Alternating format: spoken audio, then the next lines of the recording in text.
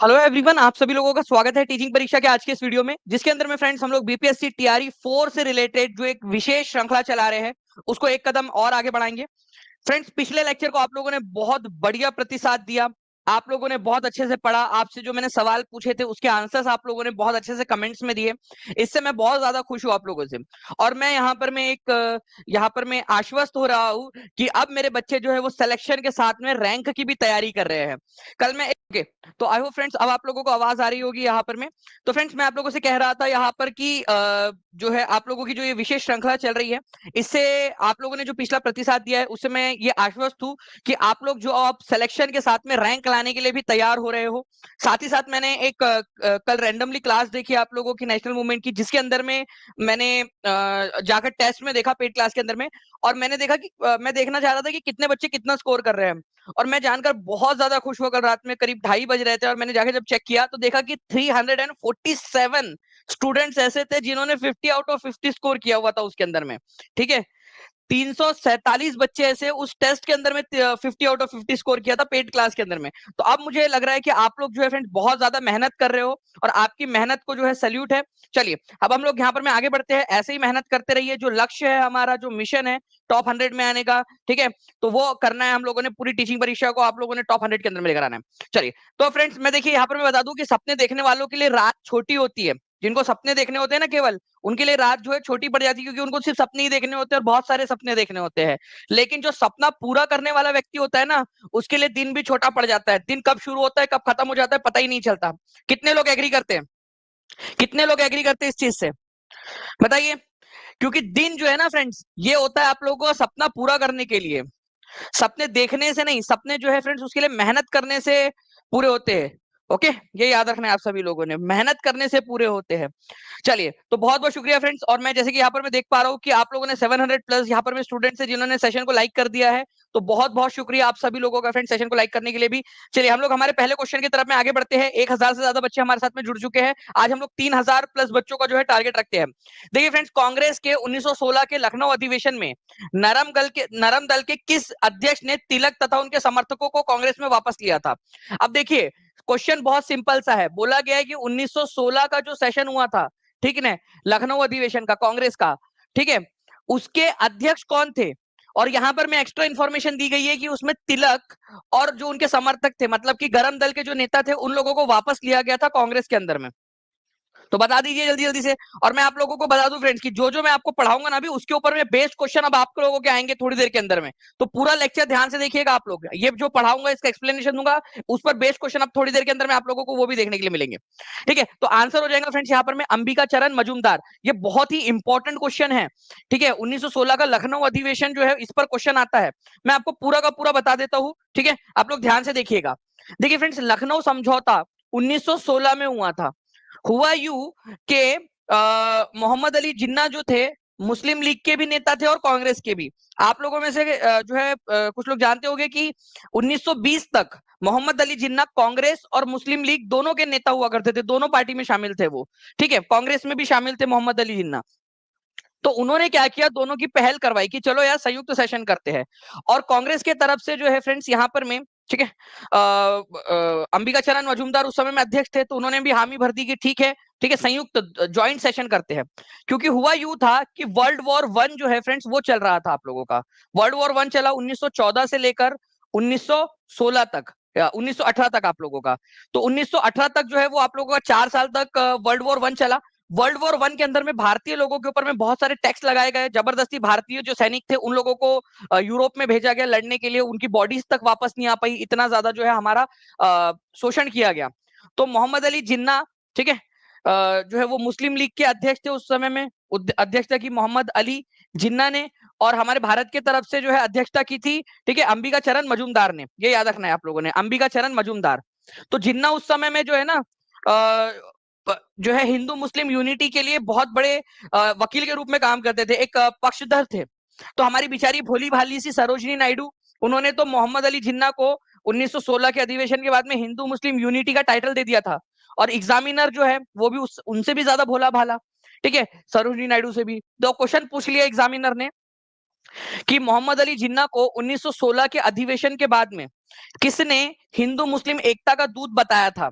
तो हिंदू मुस्लिम एकता का दूत किसने बताया था 1916 के अधिवेशन के बाद? सरोजनी नायडू ने। ठीक है, हमारी भोली भाली सी सरोजनी नायडू ने इनको हिंदू मुस्लिम एकता का दूत बता दिया था, बोला था कि ये बहुत बड़े पक्षधर है। बाद में पता नहीं क्या हो गया, दिमाग फिर गया। ठीक है, जिन्ना का वो एकदम ही अलग थलग बातें करने लगे वो। ठीक है, तो लखनऊ अधिवेशन में इंडियन नेशनल कांग्रेस के अध्यक्ष अंबिका चरण मजूमदार और सरोजनी नायडू, ये मोहम्मद अली जिन्ना जो है वो मुस्लिम लीग के अध्यक्ष थे। इसी वजह से सरोजनी नायडू ने हिंदू मुस्लिम एकता का दूत बोला था इनको। अब देखिए फ्रेंड्स, मैं एक चीज आपको बताना चाहूंगा कि लखनऊ समझौता हुआ। ठीक है, वो होता है ना, प्रीत में एक रतन मैं जड़ू तुम जड़ो, एक नया व्याकरण मैं गढ़ू तुम गढ़ो, उलझने सब सुलझ जाएंगी पल में ही। ठीक है, एक कदम मैं बढ़ू तुम बढ़ो। ठीक है, बात तुम मान लो बात मैं मान लू। ठीक है, तो मैं भी पहचान लू तुम भी पहचान लो। तो ये एक जो चीज थी ना, जो प्यार होता है और जो समझौता होता है और जो सब एक साथ चलने वाली जो चीज होती है, उसमें एक दूसरे की चीजें समझना होता है, एक दूसरे को समझना होता है। कुछ बात वो मान ले, कुछ बात आप मान लो। तो यही पे वो चीज हुई थी। क्या हुआ कि सेपरेट इलेक्टोरेट, पृथक निर्वाचक मंडल। सेपरेट इलेक्टोरेट का मतलब था कि अंग्रेजों ने 1909 में जो मुस्लिम कम्युनिटी थी उनको एक रिजर्वेशन टाइप का दिया था। सेपरेट इलेक्टोरेट एक रिजर्वेशन टाइप का आप समझ लीजिए, लेकिन रिजर्वेशन से भी थोड़ी सी बड़ी चीज होती है वो। उसमें जिस समुदाय को वो दिया जाता है ना, उस समुदाय के लोग ही खड़े हो पाते हैं और उसी समुदाय के लोग वोट भी डालेंगे। रिजर्वेशन में केवल इलेक्शन में खड़े होने का अधिकार होता है, वोट सारे लोग डालते हैं। तो सेपरेट इलेक्टोरेट दिया था। कांग्रेस ने उसको कभी माना नहीं, कांग्रेस ने उसका हमेशा विरोध किया, बोला कि ये तो फूट डालने वाली राजनीति है। ठीक है, जो कांग्रेस के मुस्लिम नेता थे वो भी इसको समझ चुके थे कि फूट डालने वाली राजनीति है। बट मुस्लिम लीग चाहती थी कि कांग्रेस भी उसको एक्सेप्ट कर ले। तो कांग्रेस ने फाइनली जो है वो एग्री कर लिया 1916 के लखनऊ अधिवेशन में। सेपरेट इलेक्टोरेट की जो मुस्लिम लीग की डिमांड थी उसको एक्सेप्ट कर लिया, मतलब उसको भी बोल दिया कि ठीक है हम भी इससे एग्री करते हैं। तो इंडियन नेशनल कांग्रेस ने सेपरेट इलेक्टोरेट को कब एक्सेप्ट कर लिया था? ठीक है, बताइए जल्दी से। सेपरेट इलेक्टोरेट को कब एक्सेप्ट कर लिया था उन्होंने? तो ये एक्सेप्ट कर लिया था उन्होंने 1916 के लखनऊ अधिवेशन के अंदर में। और इसके बदले में मुस्लिम लीग ने क्या बात मान ली? मुस्लिम लीग ने ये बात मान ली थी कि वो जो है इंडियन नेशनल कांग्रेस के साथ में कंधे से कंधा मिलाकर भारत के अधिकारों के लिए लड़ाई लड़ेंगी। बस इतनी सी बात आप लोगों ने याद रखनी थी। ओके, चलिए नाउ फ्रेंड्स, अब हम लोग आगे बढ़ते हैं। तो सेपरेट इलेक्टोरेट की बात मान ली थी, ये याद रखना है आप लोगों ने, कांग्रेस ने लखनऊ अधिवेशन के अंदर में। 1094 लाइक्स आपने कर दिए फ्रेंड्स, 1800 के करीब बच्चे यहाँ पर में जुड़े हुए हैं केवल 7-8 मिनट के अंदर में। तो जल्दी जल्दी से सेशन को जहां भी शेयर कर सकते शेयर कर देंगे। जिन्होंने चैनल को सब्सक्राइब नहीं किया, चैनल को सब्सक्राइब करके बेल आइकन जरूर दबा देंगे। ठीक है, चलिए नाउ फ्रेंड, नेक्स्ट क्वेश्चन की तरफ में हम लोग आगे बढ़ते हैं। ठीक है, और इंटरेस्टिंग सा क्वेश्चन है, वो भी मैं आप लोगों को दिखा दूं। बट लेकिन उससे पहले मैं चाहूंगा कि एक क्वेश्चन आपको बताना यहाँ पर में, कि जो लखनऊ पैक्ट था या लखनऊ अधिवेशन था आपका 1916 का। ठीक है, ये याद रखना है कि इंडियन नेशनल कांग्रेस की तरफ से कौन अध्यक्ष थे और मुस्लिम लीग की तरफ से कौन अध्यक्ष थे, ये आप लोग जल्दी से लिख के बता दोगे मुझे। ठीक है, जल्दी से ये भी बता दीजिए। इसके अलावा मैं आपको बता दूं फ्रेंड्स कि इसी सेशन के अंदर में जो अंबिका चरण मजूमदार जो अध्यक्ष थे, जो तिलक और जो बाकी के लोग थे, तिलक और जो गरम दल के लोग थे, जो 1907 में अलग हो गए थे कांग्रेस से, वो कांग्रेस में वापस आ गए। ठीक है, कांग्रेस में उनकी घर वापसी हो गई थी। ठीक है, ये याद रखना है आप सभी लोगों ने, इंपॉर्टेंट है, एग्जाम के अंदर में आप लोगों से पूछा जा सकता है। ठीक है, चलिए नेक्स्ट क्वेश्चन की तरफ में आगे बढ़े हम लोग। उससे पहले आप लोग जल्दी जल्दी से कमेंट में आंसर कर देंगे सारे के सारे लोग, कौन कहां से थे। ठीक है, गुड। नाउ फ्रेंड्स, एक देखिए क्वेश्चन है, तिलक और एनी बेजेंट द्वारा बनाए गए होम रूल लीगों को एक में किसने कब मिला दिया गया था? ये क्वेश्चन जो है फ्रेंड्स, आप लोगों को मैंने नेशनल मूवमेंट वाली क्लास के अंदर में करवाया हुआ है। ठीक है, मैं फिर से अगर आप लोग चाहोगे तो फिर से मैं पूरा का पूरा आप लोगों को करवा देता हूँ एकदम बेहतरीन तरीके से, ताकि आपको याद हो जाए। ठीक है, देखिए इसका ना फ्रेंड्स बेसिकली बात कुछ यू है। ठीक है, कि लोकमान्य तिलक जो थे, लोकमान्य तिलक, उन्होंने अपनी होम रूल लीग बनाई थी। ठीक है, अप्रैल में, अप्रैल 1916 में। और जो तुम्हारी चचा की लड़की थी एनी बेजेंट, ठीक है, उन्होंने अपनी होम रूल लीग बनाई थी। ठीक है, सितंबर 1916 में। ठीक है, ये याद रखना है। इसका हेडक्वार्टर पूना में था, पूना में, बेलगांव में इसकी स्थापना हुई थी, लेकिन हेडक्वार्टर पूना में था। ठीक है, और इसका हेडक्वार्टर था आप लोगों का अडियार मद्रास में, अडियार, अडियार मद्रास में, मद्रास में। ठीक है, ये याद रखेंगे आप लोग। अब क्या होता है, ये दो होम रूल लीग हो गई। अब दोनों होम रूल लीग को क्या किया गया, मिला दिया गया। ठीक है, दोनों की स्थापना कब हुई थी? ठीक है, 1916 में हुई थी, अलग अलग। दोनों को मिला दिया गया, एक कर दिया गया, home rule league of India कर दिया गया 1918 में, 2 साल बाद दोनों का मर्जर कर दिया गया। ठीक है, दोनों को मर्ज कर दिया गया 1918 में। ठीक है, फिर उसके बाद में और 2 साल आगे बढ़ो आप लोग, उसके 2 साल बाद, ठीक है, 1920 में महात्मा गांधी ने क्या किया, ठीक है, Mahatma Gandhi home rule league के अध्यक्ष बनते हैं और उन्होंने बोला कि भाई मैं अध्यक्ष है, मैं बड़ा है, तो मैं फैसला लेगा। तो उन्होंने क्या किया, उन्होंने इसको इंडियन नेशनल कांग्रेस में मर्ज कर दिया, इंडियन नेशनल कांग्रेस में मर्ज कर दिया। तो अब देखो आप लोगों के कितने क्वेश्चंस बन गए। होम रूल लीग के 2 बड़े नेता कौन थे, लोकमान्य तिलक और एनी बेसेंट। ठीक है, कौन से साल होम रूल लीग की स्थापना की गई, 1916 में की गई। ठीक है, ये आप लोगों ने याद रख लिया। दोनों होम रूल लीग को एक साथ मर्ज कर दिया गया 1918 में। दोनों जो होम रूल लीग थी अभी एक बन चुकी थी, उसका कांग्रेस में विलय कब कर दिया गया, 1920 के अंदर में, कांग्रेस में विलय कर दिया गया 1920 के अंदर में। ये भी एक इंपॉर्टेंट पॉइंट है आप लोगों का। ठीक है, महात्मा गांधी ने वो विलय करवा दिया था, गांधी जी ने मर्ज करवा दिया कांग्रेस के अंदर में। ठीक है, तो इंडियन नेशनल कांग्रेस ने में मर्जर हो गया उसका 1920 के अंदर में, और इस तरीके से होम रूल लीग अपने आप में खत्म हो गई क्योंकि कांग्रेस में मर्ज हो गई वो। ठीक है, चलिए, तो ये पॉइंट था आपका। तो अब ये जो क्वेश्चन है आपका, ठीक है, इसका आंसर क्या होगा आप लोग बता दीजिए एक बार फिर से कमेंट के अंदर में। ठीक है, 2000 बच्चे देख रहे हैं फ्रेंड्स और केवल 1300 लाइक्स, जल्दी जल्दी से सेशन को लाइक भी करते रहेंगे। ठीक है,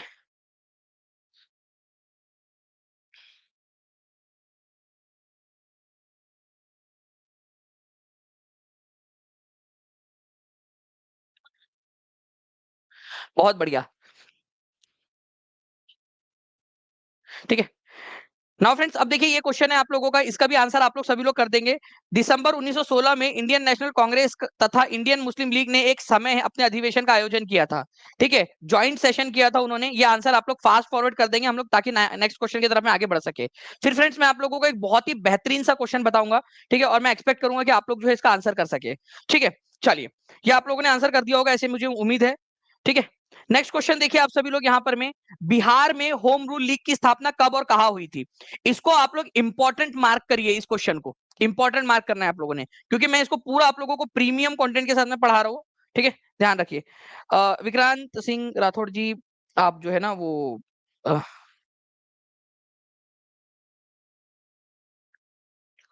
वो आप एक बार टीम से कनेक्ट कर लीजिए। आपकी आवाज सपनों में भी गूंजने लगी है, रैंक लाना है तो लाना है। Very good Anoop. ठीक है, सपने में गूंजनी भी चाहिए आवाज, क्योंकि सपने में भी जब गूंजेगी ना आवाज आपकी, ठीक है, ओके, चलिए, आई थिंक फ्रेंड्स अब यहाँ पर मैं आप लोगों की जो है आने लगा होगा आप लोगों को बढ़िया से। ठीक है, तो मैं आप लोगों को यहाँ पर मैं दिखा रहा था फ्रेंड्स कि आप लोगों का एक बहुत ही इंपॉर्टेंट वाला क्वेश्चन है। ठीक है, बिहार में होम रूल लीग की स्थापना कब और कहाँ हुई थी। तो इस क्वेश्चन का आंसर आप लोग करिए। देखिए हो सकता है कि आपको अभी जो है फ्रेंड्स यहाँ पर में टफ लगे ये क्वेश्चन, लेकिन मुझे पूरी उम्मीद है कि जब मैं आपको पढ़ा दूंगा तो आप लोगों को ये ईजी लगने लगेगा। ठीक है, देखिए, अगर मैं आपको बताऊं होम रूल लीग इन बिहार कितना बढ़िया तरीके से, देखिए आपको मैंने करवाया हुआ है ये पूरा अच्छे से पेड क्लास के अंदर में, आप लोग खुद से देख सकते हो कि 16 दिसंबर 1916 को, ठीक है, बांकीपुर में बिहार होम रूल लीग की स्थापना हुई थी बिहार के अंदर में। इसके अध्यक्ष कौन थे, मजहर उल हक, मौलाना मजहर उल हक, इनकी अध्यक्षता में हुई थी। उपाध्यक्ष कौन थे, सरफराज हुसैन खान और पूर्णेंदु नारायण सिन्हा, ये उपाध्यक्ष थे। ठीक है, तो ये पॉइंट आपने याद रखना है। अब क्या क्या पॉइंट्स जो है फ्रेंड्स इंपॉर्टेंट तरीके से आप लोगों से पूछे जा सकते हैं, तो थोड़ा सा इस पर भी गौर फरमाइए। 16 दिसंबर 1916 को इसकी स्थापना हुई थी। कहां पर में हुई थी, ये भी क्वेश्चन बन सकता है, बांकीपुर पटना के अंदर में हुई थी। ठीक है, बिहार होम रूल लीग की अध्यक्ष कौन थे, मजहरुल हक थे, ये याद रखेंगे आप सभी लोग, और उपाध्यक्ष सरफराज हुसैन खान और पूर्णेंदु नारायण सिन्हा। इस पर ही क्वेश्चन आप लोगों का बन सकता है। अब यहाँ पर मैं आप लोग देखिए, इस पर मैं एक और क्वेश्चन आपसे पूछूंगा अभी थोड़ी देर के अंदर में, ध्यान से देखिए आप लोग। When and where was the home rule league established, तो यहाँ पर मैं आप लोगों का हुआ था 16 दिसंबर 1916 को। ठीक है, 16 दिसंबर 1916 को पटना के अंदर में। तो 16 दिसंबर 1915 नहीं हो सकता और 16 नवंबर नहीं हो सकता। ठीक है, तो ये दो एलिमिनेट हो गए, ये एलिमिनेट हो गया, ये एलिमिनेट हो गया। उपरयुक्त में से एक से अधिक आंसर नहीं हो सकता, उपरयुक्त में से कोई नहीं, ये आंसर नहीं हो सकता, तो आंसर आपका ऑप्शन नंबर ए हो जाएगा। ठीक है, इस प्रकार से आप लोगों ने याद रखना था। कितने लोग अब यहाँ पर मैं कॉन्फिडेंट फील कर रहे हैं इस क्वेश्चन को कर पाएंगे, मैं पूछूं आप लोगों से।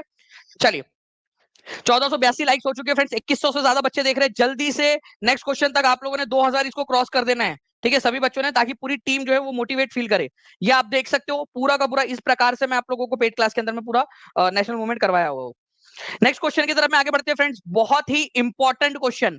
मैं इस क्वेश्चन के लिए मैंने आप लोगों से पहला क्वेश्चन लिया था ताकि मैं इस क्वेश्चन को आपको समझा सकूं। ठीक है, पहला क्वेश्चन जो मैंने लिया था ना, वो ये क्वेश्चन आपको करवाने के लिए लिया था ताकि आपको एक फ्लो बना सकूं, आप लोगों को एक मोटिवेशन जनरेट कर सके आप लोगों के अंदर में। ठीक है। अभी एक क्वेश्चन आएगा बिहार होम रूल लीग वाला एक और। कांग्रेस ने अपने लखनऊ अधिवेशन में, ठीक है, क्या किया था? उन्होंने एक्सेप्ट कर लिया था कम्युनल इलेक्टोरल कॉलेज को, वो सांप्रदायिक निर्वाचन मंडल जो था, जो मुस्लिम्स को अलग से दिया गया था 1909 के अंदर में, क्या वो एक्सेप्ट कर लिया था? तिलक जो है उनको अगले सेशन के लिए इलेक्ट कर लिया गया। ठीक है। कुछ हसरतें ऐसी, ठीक है, जो कभी पूरी ना हुई। ठीक है। तो लोकमान्य तिलक जो है वो कभी भी अध्यक्ष नहीं बने। ठीक है। लोकमान्य तिलक कभी भी अध्यक्ष नहीं बने। ठीक है। तो ये बोलना कि उनको अध्यक्ष चुना गया, ये सरासर यही गलत क्वेश्चन, ये गलत पॉइंट होगा, क्योंकि लोकमान्य तिलक कभी भी अध्यक्ष नहीं बने। ये याद रखेंगे आप सभी लोग। ठीक है। गांधी जी जो है उन्होंने नॉन कोऑपरेशन मूवमेंट, भाई गांधी जी का नॉन कोऑपरेशन मूवमेंट जो है आप लोगों को पता है फ्रेंड्स की, असहयोग आंदोलन गांधी जी का 1920 में आया था। तो गांधी जी 1916 के अधिवेशन में कैसे रखेंगे? 4 साल पहले ही। ठीक है। तो ये भी गलत है। ठीक है। वो तो जालियनवाला बाग हत्याकांड और खिलाफत रॉन्ग्स वगैरह जो हो रहा था, उसके वजह से गांधी जी ने नॉन कोऑपरेशन मूवमेंट किया था। एक्सट्रीमिस्ट लोगों को बाहर निकाल दिया गया। एक्सट्रीमिस्ट कौन थे? लोकमान्य तिलक, ठीक है, लाला लाजपत राय, ठीक है, अरबिंदो घोष टाइप के जो लोग थे, उन लोगों को मतलब बाहर निकाल दिया गया बोल रहा है। जबकि उल्टा हुआ, तिलक और उनके जो साथी थे, ठीक है, उनको कांग्रेस में वापस लिया गया था। बाहर निकाला गया था क्या? नहीं, वापस लिया गया था। उल्टा हुआ था इसका, एक्सपेल नहीं किया गया था उनको, वापस लिया था। जो पहला क्वेश्चन था आप लोगों का, ठीक है, वही आप लोग देखिए ना। अब आप लोगों को मैं पहला क्वेश्चन फिर से दिखाता हूँ। ठीक है, ध्यान से देखिएगा आप सभी लोग। ये देखिए पहला क्वेश्चन, कौन थे प्रेसिडेंट उस समय? वो मॉडरेट प्रेसिडेंट थे, मतलब नरम दल के नेता थे वो, कांग्रेस के, जिन्होंने लखनऊ अधिवेशन के समय में तिलक और उनके सपोर्टर्स को कांग्रेस में वापस ले लिया था। तो वापस ले लिया था ना उन्होंने। ठीक है। उन्होंने बाहर थोड़ी निकाला था, वापस ले लिया था। तो ये क्वेश्चन समझाने के लिए मैंने इतनी पूरी मेहनत की, पूरा का पूरा आप लोगों को अच्छे से समझाया। ठीक है, ताकि आपको ये बेहतर तरीके से समझ में आ सके।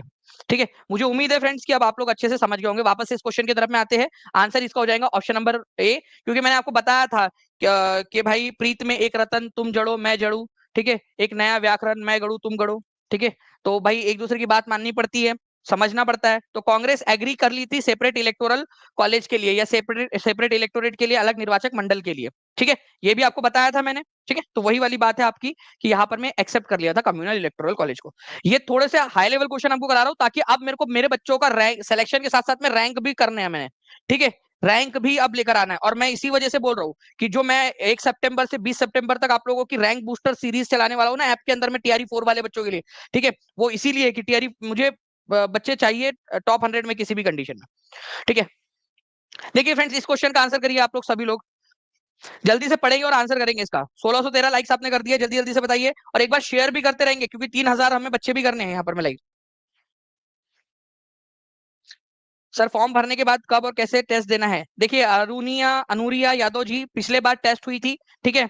और अब नेक्स्ट टाइम जो टेस्ट होंगी, जिन लोगों ने फॉर्म भरा हुआ होगा उन्हीं लोगों को जो है वो टेस्ट दे पाएंगे। ठीक है। तो आपने क्या करना है, जो फॉर्म है नीचे में डिस्क्रिप्शन में दिया हुआ है, ठीक है, क्लास के बाद में उसको भर देना है। जब भी टेस्ट होंगी मैं अनाउंस करूंगा लाइव यूट्यूब के ऊपर में। ठीक है, जैसे पिछले बार किया था, तो वैसे ही अनाउंस करूंगा, और उसके बाद में आप टेस्ट दे पाओगे फिर।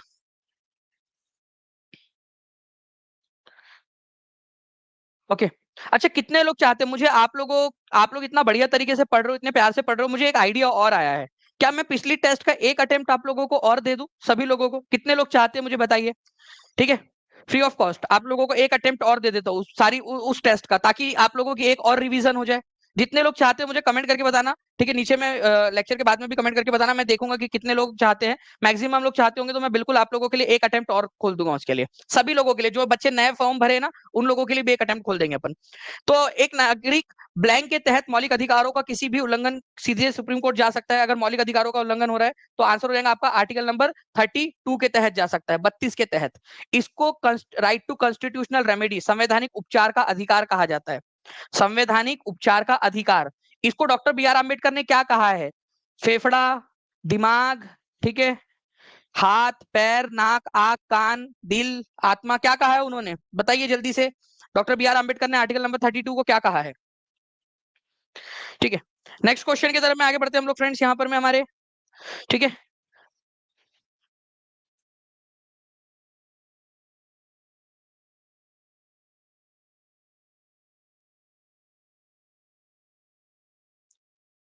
अब ये बहुत ही बढ़िया वाला क्वेश्चन आप लोगों के लिए। चलिए बताइए इस क्वेश्चन का आंसर क्या होगा। बिहार में होम रूल लीग शुरू करने के लिए बैठक कहाँ आयोजित की गई थी, कौन सा साल था, ईयर कौन सा था, ठीक है, ये भी बता देंगे। और उसके अध्यक्ष कौन थे पहले, ये मैंने आप लोगों को बहुत बढ़िया तरीके से इसको करवाया हुआ है। और मुझे उम्मीद है फ्रेंड्स कि आप लोग इसका आंसर करने में आप सक्षम हो गए होंगे। ठीक है, तो कहां पर में आयोजित हुई थी बिहार में होम रूल लीग शुरू करने के लिए, तो 1916 में, ठीक है, 16 दिसंबर 1916 में, ठीक है, बांकीपुर में हुई थी। और बांकीपुर कहां पर में है, बांकीपुर है आप लोगों का पटना के अंदर में, तो पटना में हुई थी। ये आंसर आपका हो गया ऑप्शन नंबर ए। ठीक है, 92% लोगों ने सही आंसर किया है। अध्यक्ष कौन थे ये बताइए मुझे, अध्यक्ष किसकी अध्यक्षता में ये बैठक हुई थी, अध्यक्षता किसने की थी। ठीक है, ये आप लोग आंसर करिए जल्दी से मेरी नेक्स्ट स्लाइड दिखाने से पहले। ओके, तो आंसर यहां पर में हो जाएगा फ्रेंड्स आप लोगों का मजहरुल हक। ठीक है, मौलाना मजहरुल हक। और उपाध्यक्ष अगर बोल ले तो सरफराज हुसैन खान और पूर्णेंदु नारायण सिन्हा। ठीक है, 16 दिसंबर 1916 को बांकीपुर पटना में जो है स्थापित किया गया था, इसकी बैठक हुई थी आप लोगों की पहली बैठक।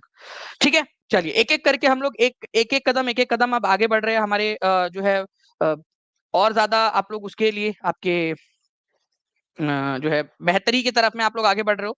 अब फ्रेंड्स एक और चीज मैं आपको बताना चाहूंगा जो कि इंटरेस्टिंग सा एक क्वेश्चन है आप लोगों के लिए।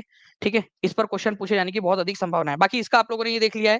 देखिए फ्रेंड्स, रिट्रीटिंग मानसून, लौटता हुआ मानसून, ये एनसीईआरटी में दिया हुआ है, एनसीईआरटी बेस्ड क्वेश्चन है, तो प्लीज इसको ध्यान रखिएगा आप लोग।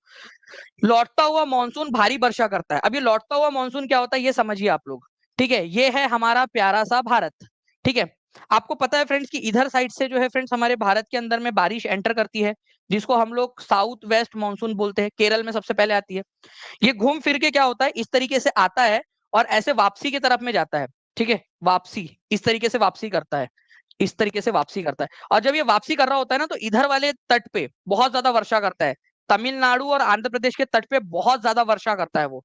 और उस तट का नाम क्या है, ठीक है, तो उस तट को तमिलनाडु और आंध्र प्रदेश तो मैंने बता दिया, लेकिन इस तट को बोलते क्या है, इस तट को बोलते हैं कोरोमंडल, कोरोमंडल।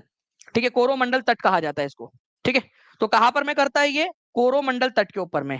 ठीक है, कोरोमंडल तट में। सौराष्ट्र तो इधर साइड में है, सौराष्ट्र आप लोगों का। ठीक है, कोंकण की बात करूं तो कोंकण इधर साइड में आपका।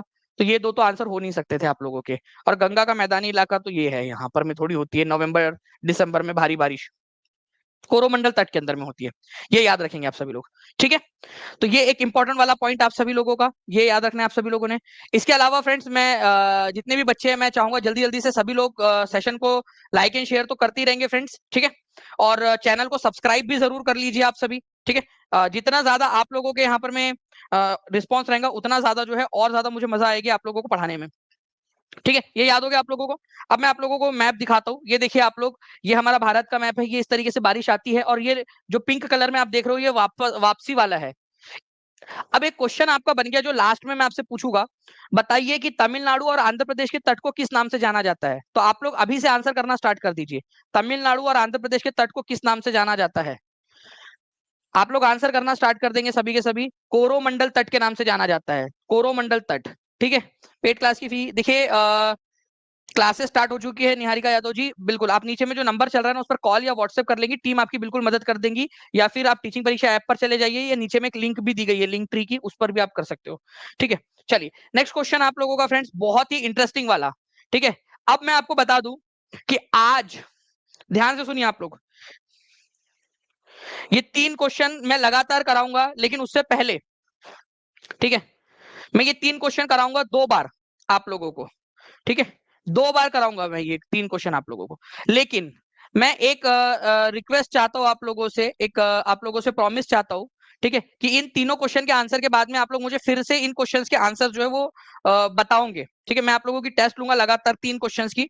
ठीक है, और आप लोग मुझे इसका आंसर करोगे। 3 क्वेश्चन मैं फिर से पूछूंगा। ओके, लगातार 3 क्वेश्चन मैं करा रहा हूं आप लोगों को, क्योंकि इंपॉर्टेंट वाले क्वेश्चन है। प्लस आज जो है, आज रात में, ठीक है, 10 PM पर 10 बजे, रात में 10 बजे मैं आप लोगों को जो है फ्रेंड्स एक क्लास करवाने वाला हूँ टीचिंग परीक्षा के ऐप पर TRE 4 के अंदर में। ठीक है, सोर्सेस, ठीक है, sources of Indian constitution, Indian constitution, भारतीय संविधान के कौन कौन से अंग कहाँ कहाँ से लिए गए हैं वो सारी पूरी की पूरी क्लास आपको करवाने वाला हूँ मैं। ठीक है, और जितने भी क्वेश्चंस आपके बने हैं अलग अलग एग्जाम्स में उनके साथ में, तो जितने भी बच्चे ऐप के अंदर में वो 10 बजे जरूर आ जाएंगे।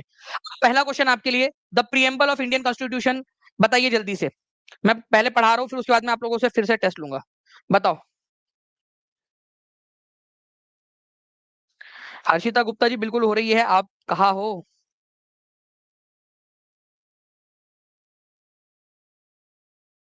एक बार ऐप आप नंबर पे कॉल कर लेंगे, टीम आपकी हेल्प कर देंगी, आराध्या जी। ठीक है। तो भारत के प्रियम्बल, देखिए प्रियम्बल की जब बात करूं तो हम भारत के लोग भारत को एक संपूर्ण प्रभुत्व संपन्न समाजवादी धर्मनिरपेक्ष लोकतंत्रात्मक गणराज्य बनाने के लिए तथा उसके समस्त नागरिकों को, तो फ्रेंड्स आंसर देखिए यहाँ पर में क्या होगा आप लोगों का, वो हो जाएगा यूएसए से ली गई है हमने, अमेरिका से। तो जापान, जर्मनी, इंग्लैंड तो है नहीं, तो आंसर इसका नन ऑफ दी अबव होने वाला है। ठीक है, मैं फिर से पूछूंगा, आप लोगों ने आंसर जो है बिना पोल के करना है। ठीक है, तो आंसर इसका हो जाएगा, बिना पोल के आंसर करोगे आप लोग, इसका आंसर ई हो जाएगा। ठीक है, जब मैं नेक्स्ट टाइम पूछूंगा आप लोगों से। Okay, next E is the correct answer. अब देखिए एक और क्वेश्चन, ये एग्जाम वाले क्वेश्चन है आपके यहाँ। ठीक है, ये आपके पीआरटी में भी पूछे जा सकते हैं। राज्य के नीति निर्देशक तत्व कहां से लिए गए हैं? डीपीएसपी जिसको बोलते हो आप लोग, डीपीएसपी कहां से लिए गए हैं? डीपीएसपी बताइए, डीपीएसपी कहां से लिया गया है?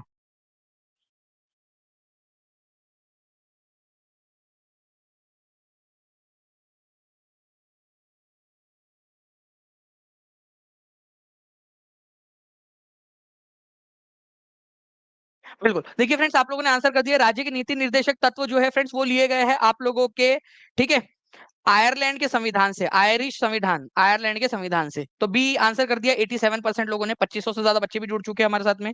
ठीक है, नाउ फ्रेंड्स नेक्स्ट आप लोगों से मैं पूछता हूं कि हमारे भारत के अंदर में एक अवधारणा है, ठीक है, हमारे भारत के अंदर में कि सेंटर गवर्नमेंट, ठीक है, सेंट्रल जो गवर्नमेंट है वो स्ट्रांग रहेंगी, स्ट्रांग सेंट्रल गवर्नमेंट, स्ट्रांग, ठीक है, as compare to, as compare to state, as compare to state, मतलब एक ऐसा फेडरल स्ट्रक्चर, एक ऐसी संघीय व्यवस्था, federal structure, federal structure with strong centre, मतलब कि केंद्र सरकार के पास में ज्यादा पावर होंगी as compare to state government. ये कंसेप्ट हमने कहां से लिया? ये क्वेश्चन आपका लीक वाला जो पेपर था, ठीक है, जो 15 मार्च को लीक हुआ था पीआरटी का, उसके अंदर में आया था ये क्वेश्चन आपका। तो ये क्वेश्चन, ये जो कंसेप्ट है पूरा का पूरा, ये आपका ये तीसरा क्वेश्चन मैं आपको बता रहा हूँ। ठीक है, ये कंसेप्ट हमने लिया था कनाडा से, ठीक है, कनाडा के गवर्नमेंट, कनाडा के संविधान से लिया हुआ है हमने। ओके, ये भी आपका क्लियर हो गया। अब ये 3 क्वेश्चन मैंने आपको बताया। अब मैं आगे में आप लोगों को जो है कुछ चीजें बताता हूँ, उसके बाद में फिर आप लोगों से, ठीक है, ये करवाता हूँ मैं आप लोगों को पूरा का पूरा।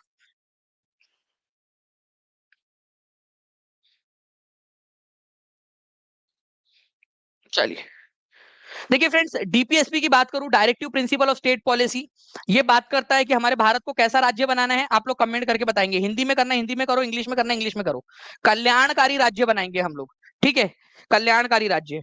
हमारे भारत के कौन से भाग में दिया गया है डीपीएसपी? भारत के संविधान में 25 पार्ट है, तो 25 में से चौथे नंबर का जो पार्ट है आपका, बहुत ही इंपॉर्टेंट है, इसमें दिया गया है, और ये आयरलैंड के संविधान से लिया गया है।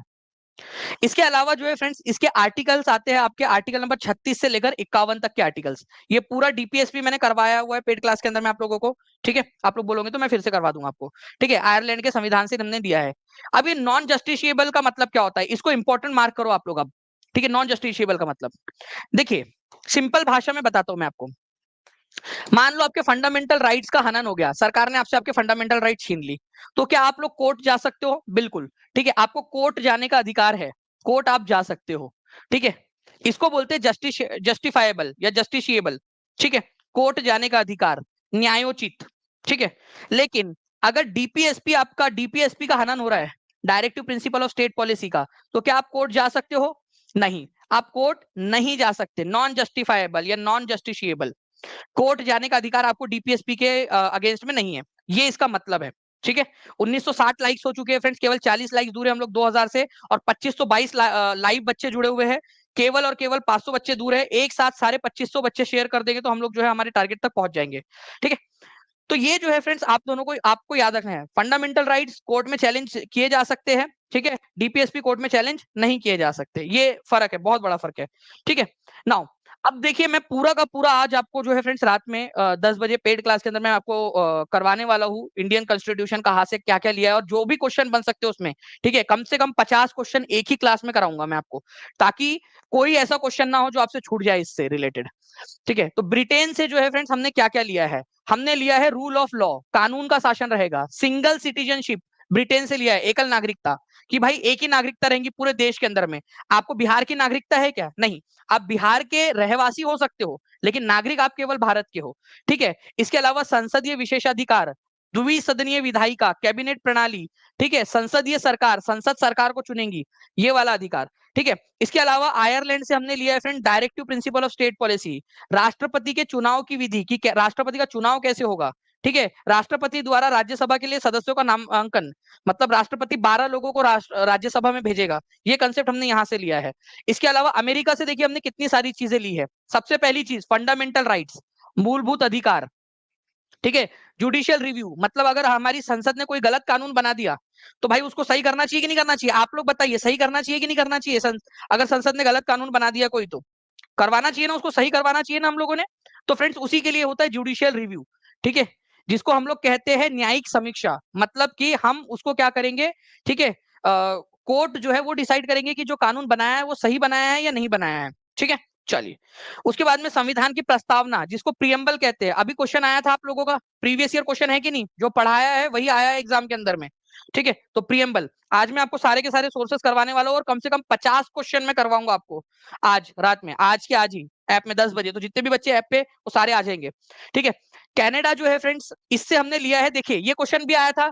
ठीक है, फॉर्म ऑफ फेडरलिज्म, संघवाद, संघीय स्ट्रक्चर जिसमें सेंटर स्ट्रांग होगा। ठीक है, देन स्टेट्स। बताइए डायरेक्टली ये क्वेश्चन आया कि नहीं आया आप लोगों का एग्जाम के अंदर में, जो मैंने पढ़ाया था आप लोगों को, कि भाई स्ट्रांग सेंटर होगा एज कंपेयर टू स्टेट। ठीक है, कनाडा से। ये देखिए आप लोग हिंदी में भी देख लीजिए, संघवाद का केंद्र प्रसारक रूप, जहां केंद्र राज्यों की तुलना में अधिक मजबूत है, ऐसा स्ट्रक्चर हमने कहां से लिया है? कनाडा से। और ये 15 मार्च वाले इसके अंदर में आया था आप लोगों का, 15 मार्च 2024 को लीग्ड पेपर के अंदर में, लीग्ड पेपर के अंदर में आया हुआ क्वेश्चन है आप लोगों का, सिंपल एकदम। ठीक है, उसके बाद में जो है फ्रेंड्स, यहां पर मैं आप लोग देखिए, राज्यपालों को नियुक्त करने की शक्ति केंद्र सरकार के पास होंगी। ठीक है, राज्यों में। अमेरिका में ऐसा नहीं है, अमेरिका के अंदर में जो है वहां के गवर्नर जो होते हैं उनका चुनाव होता है, लेकिन हमारे भारत में और कनाडा के अंदर में केंद्र सरकार राज्यपालों को नियुक्त करती है। आपके राज्यपाल का नाम क्या है, ये भी बता दीजिए जल्दी से। ओके, राज्यपाल का नाम क्या है, जल्दी बताइए आपके। इसके अलावा संवर्ती सूची, ये पूरा का पूरा, और पूरे 50 क्वेश्चन मैं आपको करवाऊंगा कम से कम इसके। ठीक है, चलिए अब तैयार हो जाइए। मैं टीम से रिक्वेस्ट करूंगा कि पोल ना दिया जाए, बच्चे कमेंट में आंसर करेंगे, सारे के सारे बच्चे कमेंट में आंसर करते जाएंगे, सभी के सभी लोग। ठीक है, कमेंट में आंसर करना है। 3 क्वेश्चन पूछूंगा लगातार, बताइए इसका आंसर क्या होगा, जल्दी से कमेंट में आंसर करना है सभी ने, पोल ना दो, सभी बच्चे कमेंट में आंसर करेंगे।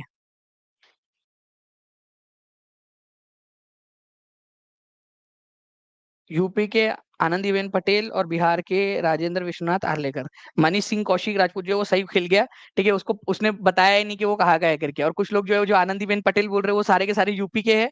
ठीक है, और जो आर्लेकर बोल रहे हैं वो बिहार के हैं। ठीक है, बाकी वाले लोग कहाँ चले गए यार, इधर उधर के। और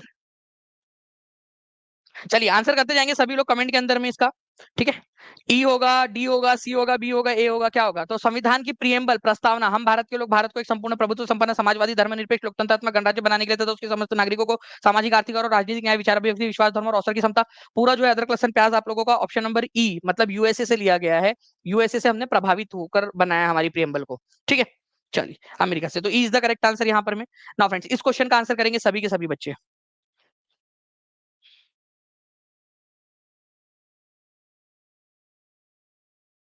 बताइए जल्दी से इसका आंसर क्या होगा, कमेंट के अंदर में आप लोग बताएंगे। ठीक है, इसके अलावा जो है फ्रेंड्स, एक क्वेश्चन मैं आप लोगों से यही पे पूछूंगा कि strong centre centre as compare to state, as compare to state, ये कहां से लिया है हमने, ये भी आप क्वेश्चन बताएंगे मुझे। Strong centre as compare to state, ठीक है, ये बताएंगे आप लोग कहां से लिया गया है। इसके अलावा आप लोग मुझे बताओगे सिंगल सिटीजनशिप कहां से ली गई है। सिंगल सिटीजनशिप, एकल नागरिकता, सिंगल सिटीजनशिप, एकल नागरिकता कहां से ली गई है। ठीक है, और आज रात में आप लोगों को पूरा करवाने भी वाला हूँ। तो जितने भी बच्चे ऐप में जुड़े हुए जुड़ आ जाएंगे, और जो अभी तक नहीं जुड़े वो आज आप लोग जुड़कर फ्रेंड्स रात में 10 बजे वाली क्लास में आ सकते हो। ठीक है, चलिए नाउ फ्रेंड्स, अब नेक्स्ट क्वेश्चन आप लोगों का NCERT based question, trans Siberia, ठीक है, जो कि दुनिया की सबसे लंबी रेल प्रणाली है, सबसे लंबी रेल। ठीक है, आप लोगों से पूछा जा सकता है, ठीक है, कि दुनिया की सबसे लंबी रेल प्रणाली कौन सी है? Trans Siberia. ठीक है, ये याद रखना है आप सभी लोगों ने। तो ये एक इंपॉर्टेंट पॉइंट बनता है, आपको बताना है कौन से दो शहरों को जोड़ती है। जी, लगभग लगभग फ्रेंड 10,000 किलोमीटर के करीब का पूरा वो उनका वो है। ठीक है, तो मैं आपको बता दूं, ये चलती है सेंट पीटर्सबर्ग, रशिया के अंदर में सेंट पीटर्सबर्ग से लेकर व्लादिवोस्तोक तक। आपको मैप में भी दिखा देता हूं मैं। ठीक है, दुनिया की, ठीक है, सबसे लंबी जो है आप लोगों की फ्रेंड्स रेलवे लाइन है ट्रांस साइबेरियन रेलवे लाइन। ठीक है, सबसे लॉन्गेस्ट है, ये याद रखेंगे आप सभी लोग।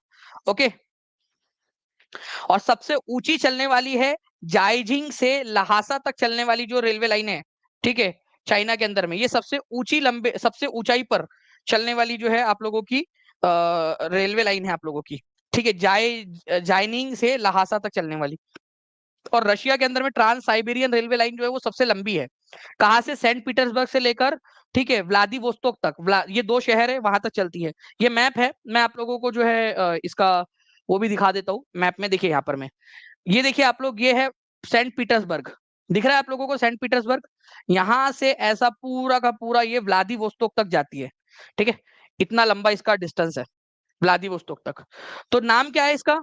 नाम है ट्रांस साइबेरिया। ठीक है, ट्रांस साइबेरियन रेलवे लाइन। कहां से कहां तक? सेंट पीटर्सबर्ग से लेकर व्लादिवोस्तोक तक। ये एनसीईआरटी के एनसीईआरटी, ठीक है, ज्योग्राफी, ठीक है, 8 स्टैंडर्ड में दिया हुआ है। तो ये आप लोगों का फ्रेंड्स पीआरटी से लेकर आप लोगों का 11 12 तक के सारे सब्जेक्ट के लिए इंपॉर्टेंट है। ठीक है, ये याद रखना है आप लोगों ने। ओके, लूसेंट की सीरीज कब से शुरू होंगी? जल्दी ही शुरू होगी अचल कुमारी जी। कुलदीप सर जो है वो आपको पता है, ठीक है, कि आ चुके हैं अभी, मतलब बेबी लेकर नहीं आए हैं वो आप लोगों के, नहीं तो आप लोग इंतजार करोगे कि सर जो है वो आपका छोटा भाई बहन लेकर आ गए। अभी जो है प्रक्रियाधीन है वो प्रक्रिया। ओके, चलिए। तो सबसे लंबी रेल प्रणाली किन दो शहरों को जोड़ती है? सेंट पीटर्सबर्ग और व्लादिवोस्तोक के बीच में। ठीक है, नाउ फ्रेंड, नेक्स्ट क्वेश्चन की तरफ में आगे बढ़ते हैं हम लोग। यहाँ पर में इस क्वेश्चन का आंसर जिसने लगा डाला उसकी लाइफ झिंगा लगा। सेशन को लाइक करने के साथ साथ में फ्रेंड चैनल को सब्सक्राइब भी करते रहेंगे। ठीक है, हम लोग 6,12,000 सब्सक्राइबर से केवल 52 सब्सक्राइबर्स दूर है, 6,12,000 के परिवार होने से। हम लोग सभी लोग चैनल को सब्सक्राइब करते रहेंगे जल्दी जल्दी से।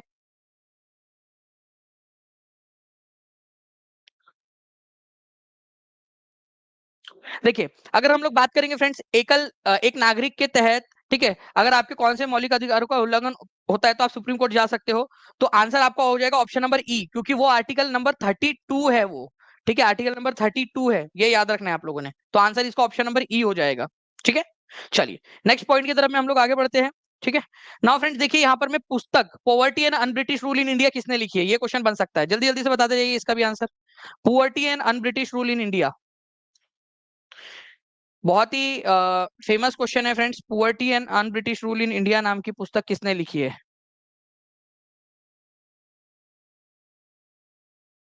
इनको grand old man of India भी कहा, दादा भाई नौरोजी। आंसर लगा हुआ है आप लोगों का, दादा भाई नौरोजी। ठीक है, ये याद रखना है आप लोगों ने। पूजा पासवान जी देखिए, ऐप के अंदर में ना वहां पर में शेड्यूल में नीचे में दिख जाता है कि कौन सी क्लास कब कब है, पूरी की पूरी नीचे में। ठीक है, अगर आपको फिर भी दिक्कत आए कहीं पे भी कभी भी, तो नीचे में जो नंबर चल रहा है उस पर कॉल या व्हाट्सएप कर दोगे तो टीम भी बिल्कुल मदद कर देंगे आपकी। तो दादा भाई नौरोजी, दादा भाई नौरो, ये क्वेश्चन 64वीं बीपीएससी के अंदर में भी आ चुका है, बीपीएससी असिस्टेंट में भी आ चुका है 2023 में। ठीक है, मैं इनके बारे में कुछ चीजें बताना चाह रहा हूँ इस क्वेश्चन की मदद से। इनको grand old man of India और फादर ऑफ इंडियन नेशनलिज्म भी कहा जाता है। ठीक है, grand old man of India and father of Indian nationalism इनको कहते हैं आप लोग। इनकी जो पुस्तक थी फ्रेंड्स, ठीक है, poverty and un British rule in India, ठीक है, poverty and un British rule in India, इसमें उन्होंने ड्रेन ऑफ वेल्थ, मतलब कि धन की निकासी का सिद्धांत दिया था कि कैसे अंग्रेज भारत से पैसा ले रहे हैं और इंग्लैंड के अंदर में जो है वो भिजवा रहे हैं। तो poverty and un British rule in India, दादा भाई नौरोजी। रास्त गोफ्तार नाम का अखबार किसने निकाला था, ये क्वेश्चन आएगा एग्जाम के अंदर में। रास्त गोफ्तार, ठीक है, दादा भाई नौरोजी ने। ठीक है, ये याद रखना है आप लोगों ने। ठीक है, चलिए 23 तो 2 लाइक्स हो चुके, 3 हो चुके अभी। जल्दी जल्दी से सेशन को लाइक एंड शेयर भी करते रहेंगे और चैनल को सब्सक्राइब भी करते रहेंगे सभी। ओके, नाउ फ्रेंड्स इस क्वेश्चन का आंसर जिसने लगा डाला उसकी लाइफ झिंगा लाला। आंसर करो इसका। मैं आप लोगों को रिवीजन करवाता रहूंगा, बार बार जो है, जहां जहां मौका मिलेगा वहां वहां रिवीजन करवाता रहूंगा।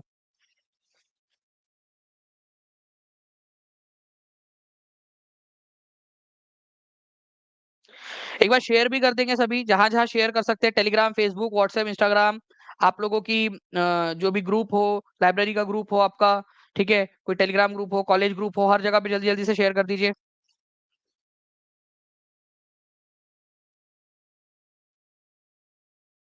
बिल्कुल हरफन मौला प्रीति जी, आप टेस्ट दे सकते हो, टेस्ट सबके लिए फ्री है। नीचे में जो लिंक है ना, वो जब जब भी टेस्ट उसमें ऐड होंगी, मैं आपको यूट्यूब पे अनाउंस करूंगा, बस वो फॉर्म भर के रख देना। जब भी टेस्ट होंगे आप लोगों को पता चलेगा। और वो पिछले वाली टेस्ट जितने भी लोग चाहते हैं कि एक जो है आपको दिया जाए वापस से, ठीक है, तो वो कर देंगे हम लोग। ओके, तो आंसर हो जाएगा ट्रांस साइबेरियन रेलवे आप लोगों का। ठीक है, ट्रांस साइबेरियन रेलवे कौन से दो शहरों को जोड़ता है? जल्दी से वो दो शहरों के नाम आप लोग लिखोगे कमेंट में। दो शहरों के नाम आप लोग लिखोगे जल्दी जल्दी से कमेंट के अंदर में, दोनों शहरों के नाम। ठीक है, नेक्स्ट। नाउ फ्रेंड्स, इस क्वेश्चन का आंसर करिए आप सभी लोग। देखिए, ये है रॉलेट सत्याग्रह से रिलेटेड एक क्वेश्चन। रॉलेट सत्याग्रह।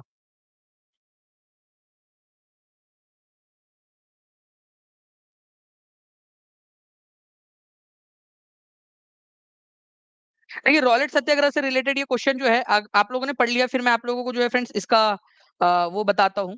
ठीक है, जो एनसीईआरटी में इसके बारे में पूरी जानकारी दी गई है, वो मैं आपको पूरा एनसीईआरटी का जिस्ट दिखा देता हूँ। सबसे पहली बात तो, रॉलेट सत्याग्रह के समय में वायसराय कौन थे, और जालियनवाला बाग हत्याकांड के समय में भारत के वायसराय कौन थे, ये क्वेश्चन बन सकता है आप लोगों का। This act granted freedom of the press to British government. ठीक है, यह अधिनियम ब्रिटिश सरकार को प्रेस की स्वतंत्रता प्रदान करता है। भाई, प्रेस की स्वतंत्रता से रिलेटेड था ही नहीं है। भारतीय नेता और जनता ने इसे श्वेत विधेयक कहा, व्हाइट बिल। अरे व्हाइट बिल क्यों कहेंगे, हमने ब्लैक बिल कहा था भाई, ब्लैक बिल कहा था, काला कानून कहा था, सफेद कानून थोड़ी कहा था हमने इसको। ठीक है, तो ये भी गलत है आप लोगों का। सही वाला पूछा है ना आप लोगों से। यह अधिनियम ब्रिटिश सरकार को आतंकवादी गतिविधियों के संदेह में किसी भी व्यक्ति को गिरफ्तार करने का अधिकार देता है। बिल्कुल सही बात है ये। ठीक है, ये वाला तो सी सही है, तो ये आंसर नहीं हो सकता और ये भी नहीं हो सकता कि भाई किसी को भी अगर उसको लगे कि आतंकवादी गतिविधियों में लिप्त है या उसने सरकार के खिलाफ कुछ भी बोला है, ठीक है, तो उसको क्या करेगा, उसको जो है वो तुरंत, ठीक है, उसको तुरंत अरेस्ट कर लिया जाएगा। ठीक है, तो ये रॉलेट सत्याग्रह, रॉलेट एक्ट जो था वो बड़ा ही खतरनाक था आप लोगों का। ओके, तो मैं बता दूं आप लोगों को, रॉलेट एक्ट जो है, जो रॉलेट एक्ट था वो, उसके विरोध में रॉलेट सत्याग्रह किया गया था 1919 में, रॉलेट एक्ट के विरोध में। उस समय में भारत के वायसराय थे लॉर्ड चैम्सफोर्ड। ठीक है, लॉर्ड चैम्सफोर्ड। इसमें जो है फ्रेंड्स बोला गया कि अगर कोई भी सस्पेक्ट होता है टेररिस्ट का, कोई भी जिस पे भी शक हो, जैसे मान लीजिए कल जाके आप पे शक हो जाए सरकार को कि आप टेररिस्ट हो, ठीक है, तो आपको उठा के लेके चली जाएंगी सरकार, और 2 साल तक बिना किसी मुकदमे के, बिना किसी दलील के, बिना किसी वकील के आप लोगों को पुलिस अपने पास में रख सकती है। तो बिना किसी वकील, बिना किसी दलील के 2 साल तक अपने पास रखने का अधिकार था। ठीक है, तो गांधी और जिन्ना जैसे जो नेता थे उस समय में बड़े बड़े, उन्होंने जो है फ्रेंड इसको काला कानून और शैतानी और निरंकुश कानून भी कहा था। ठीक है, शैतानी और निरंकुश कानून। उस समय में वायसराय कौन थे? लॉर्ड चैम्सफोर्ड थे, लॉर्ड चैम्सफोर्ड। इसके तुरंत बाद जो है फ्रेंड्स एक घटना घटी थी जिसको बोलते हैं आप लोग, ठीक है, मतलब पहले रॉलेट एक्ट के खिलाफ रॉलेट सत्याग्रह हुआ। रॉलेट सत्याग्रह हुआ था 6 अप्रैल को आप लोगों का। ठीक है, 6 अप्रैल को। ठीक है, इसको day of humiliation and prayer, अपमान और याचना का दिवस के रूप में मनाया गया था। इसका अपमान और याचना या अपमान और प्रार्थना के दिवस के रूप में 6 अप्रैल को। तो रॉलेट सत्याग्रह कौन से दिन मनाया गया था? पूरे देश भर में, मतलब ये पहला आंदोलन था जो देशव्यापी था, मतलब ऑल इंडिया लेवल के ऊपर में, रॉलेट एक्ट के खिलाफ रॉलेट सत्याग्रह। उसके बाद में फ्रेंड्स क्या हुआ कि दो नेता थे हमारे, डॉक्टर सत्यपाल और सैफुद्दीन किचलू, इन दोनों को अरेस्ट कर लिया गया। ठीक है, डॉक्टर सत्यपाल और सैफुद्दीन किचलू को अरेस्ट कर लिया गया। तो हम लोगों को आया गुस्सा, ठीक है, जो हमारे पंजाबी भाई लोग थे उन लोगों को आया गुस्सा। उन्होंने क्या किया फ्रेंड्स, बैसाखी का दिन था, मतलब त्योहार वाला दिन, उस दिन उन्होंने क्या किया, जो अमृतसर के अंदर में जालियन वाला बाग था वहां पर में वो लोग इकट्ठा हुए। सरकार ने वहां पर में कर्फ्यू लगा दिया, धारा 144 लगा दी वहां पर, बोला कि भाई कोई आएगा नहीं यहाँ पर में। ओके, ओके, तो क्या होगा कि 13 अप्रैल 1919 को ये घटना हुई, बैसाखी का दिन था, सत्यपाल और सैफुद्दीन किस्लू को अरेस्ट करने के विरोध में। उस समय माइकल ओ डोयर पंजाब के लेफ्टिनेंट गवर्नर थे। उन्होंने अपने एक चंगू, ठीक है, जिसका नाम था जनरल डायर, उसको बुलाया। जनरल डायर को, ये माइकल ओ डुवेर है, ठीक है, इनका नाम है माइकल ओ डुवेर और इसका नाम है जनरल डायर। तो जनरल डायर को उन्होंने बोला कि जाओ वहां पर में स्थिति को नियंत्रण करो। जनरल डायर गया, ठीक है, और वहां पर में ढाई ढाई ढाई ढाई उसने गोलियां चला दी, ठीक है, गोलियां चला दी। तो ये जो है फ्रेंड्स ऐसी घटना थी जिसमें जो है वो सैकड़ों लोगों की मृत्यु हो गई। वैसे तो आधिकारिक रूप से जालियनवाला बाग हत्याकांड के अंदर में कितने लोगों की मृत्यु हुई थी, ये आप लोगों का एक अलग आंकड़ा है, ठीक है, ये एक अलग है।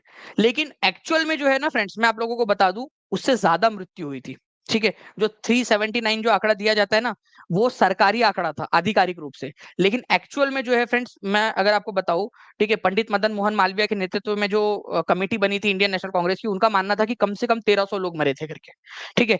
और इन्होंने कितना बताया आधिकारिक रूप से, केवल 379 लोग, ठीक है। तो जनरल डायर और माइकल ओ डुवेयर में फर्क है, ठीक है, ये याद रखना है। लॉर्ड चैम्सफोर्ड उस समय में भारत के वाइसराय थे। इस पर क्वेश्चन आने वाला है, इसलिए बता रहा हूं मैं अभी आपको थोड़ी देर में। 2408 लाइक्स हो चुके हैं, जल्दी जल्दी से 2500 क्रॉस करवाना है आप लोगों ने। और सेशन को जहां शेयर कर सकते हो शेयर भी करते रहेंगे आप सभी लोग जल्दी जल्दी से, ठीक है। चलिए, तो पंजाब के लेफ्टिनेंट गवर्नर कौन थे जालियनवाला बाग हत्याकांड के समय में, जल्दी बताइए आप लोग, अगर आप चाहते हो कि मैं इस पर बेस्ड क्वेश्चन आप लोगों से लूं तो, ठीक है। इस क्वेश्चन का आंसर कीजिए, भूदान आंदोलन की शुरुआत किसने की थी? एनसीईआरटी में दिया हुआ है भूदान आंदोलन।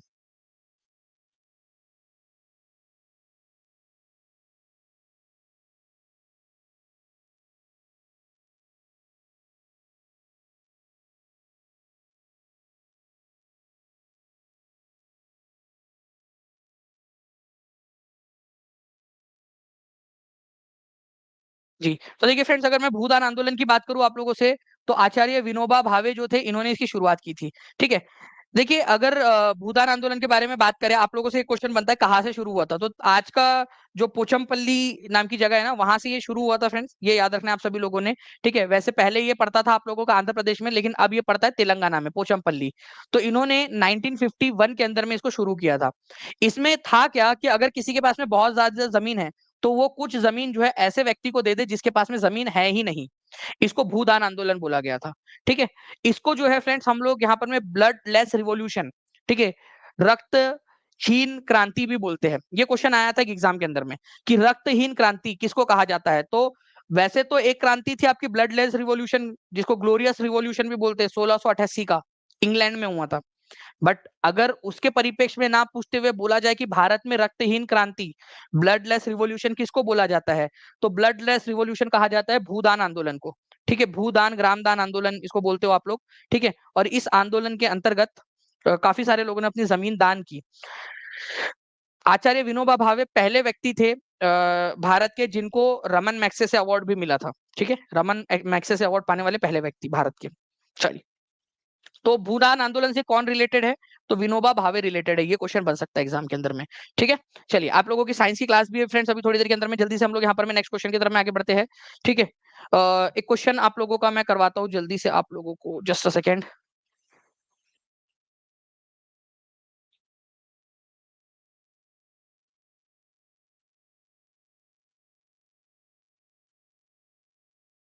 जल्दी बताइए इस पर्टिकुलर क्वेश्चन का आंसर क्या होगा, ठीक है। सभी लोग कमेंट में इसका आंसर करेंगे। जालियनवाला बाग हत्याकांड के समय पंजाब के लेफ्टिनेंट गवर्नर कौन थे? और ध्यान से आंसर करना फ्रेंड्स इसका, ठीक है। ये मैं आप लोगों के लिए छोड़ रहा हूँ इस क्वेश्चन को, ठीक है, कि आप लोग इसका आंसर करोगे। और जितने भी बच्चे जो टीचिंग परीक्षा के साथ में जुड़ना चाहते हैं, वो नीचे में नंबर चल रहा है आप लोगों का, ठीक है, उसके ऊपर में कॉल या फिर व्हाट्सएप कर सकते हैं आप लोग सभी लोग, ठीक है। या इसके अलावा जो है फ्रेंड्स, आप टीचिंग परीक्षा ऐप पर भी जा सकते हो। आज रात 10 बजे मैं आपको सोर्सेस ऑफ कॉन्स्टिट्यूशन, ये हर एग्जाम के लिए इंपॉर्टेंट है आपके, चाहे पीआरटी से लेकर 11 12 तक के एग्जाम के लिए, ठीक है। ये आपका पीआरटी के जीएस के अंदर में सारे के सारे जीएस में प्लस 6 to 8 के अगर आप एसएसटी दे रहे हो तो उसके अंदर में, पॉलिटिकल साइंस के अंदर में, ठीक है, 9 10 दे रहे हो, 11 12 दे रहे हो, उसके अंदर में सब्जेक्ट कंसर्न में भी पूछा जा सकता है। और मैं कम से कम 50 क्वेश्चन आपको करवाऊंगा आज, ठीक है। And thank you very much friends, 2500 plus likes करने के लिए आप लोगों का बहुत बहुत शुक्रिया, ठीक है। जैसे ही हमने यहाँ पर में हम इस पे पहुंचे हैं, और जितने भी लोग हैं जहां भी शेयर कर सकते शेयर कर देंगे। चैनल को सब्सक्राइब जरूर कर देंगे फ्रेंड्स, क्योंकि हम लोग बहुत ज्यादा क्लोज है। केवल जो है हम लोग यहाँ पर में अराउंड 30 के करीब सब्सक्राइबर्स दूर है हम लोग 6,12,000 का परिवार होने में, ठीक है। तो सभी लोगों का बहुत बहुत शुक्रिया। चलिए, तो इसका आंसर करेंगे आप सभी लोग। इसके अलावा आप लोग मुझे बताओगे कि जो है ट्रांस साइबेरियन, ठीक है, ट्रांस साइबेरियन साइबेरियन जो रेलवे लाइन है, रेलवे लाइन ये कौन से दो शहरों को जोड़ती है? अगर आप लोगों को थोड़ा भी याद आ रहा है तो बता दीजिए मुझे जल्दी से, ताकि एक बार आपकी रिवीजन हो जाए। और जितने भी बच्चे चाहते हैं कि आप लोगों का मैं एक बार टेस्ट आपको ओपन कर दूं, ठीक है, तो मैं ओपन कर दूंगा। जितने बच्चों ने फॉर्म नहीं भरा है वो नीचे में फॉर्म भर देना, आप लोगों को भी मिल जाएगा। ठीक है, ये जो भी उसका एक्सपेंस आएगा, जो भी आता है वो मैं मेरे तरफ से पे कर दूंगा। आप लोगों को टेंशन लेने की जरूरत नहीं, उसको आपको पे करने की जरूरत नहीं पड़ेगी। ठीक है, वो मैं पे कर दूंगा मेरी तरफ से। ठीक है, तो आप लोग जो है वो फॉर्म भर देना, आप लोगों को मिल जाएगा। जितने भी लोगों ने नहीं भरा है उनके लिए, जिन्होंने भर दिया वो ऑटोमेटिकली हो गए उसके अंदर में, डोंट वरी। ओके, चलो, तो मिलते हैं हम लोग फ्रेंड्स हमारे नेक्स्ट क्वेश्चन के नेक्स्ट लेक्चर के अंदर में। अभी आप लोगों की साइंस की क्लास है, ठीक है, और जो है आप लोग उसके अंदर में भी चले जाइए, अच्छे से साइंस की क्लास को करिए आप लोग। ठीक है, काफी सारे क्वेश्चन सर भी आप लोगों के लिए निकाल कर लेकर आए हैं। ओके, बाकी हम लोग कल मिलते हैं हमारे सेशन में, तब तक के लिए take care and bye. God bless you all. Thank you very much friends, bye, thank you.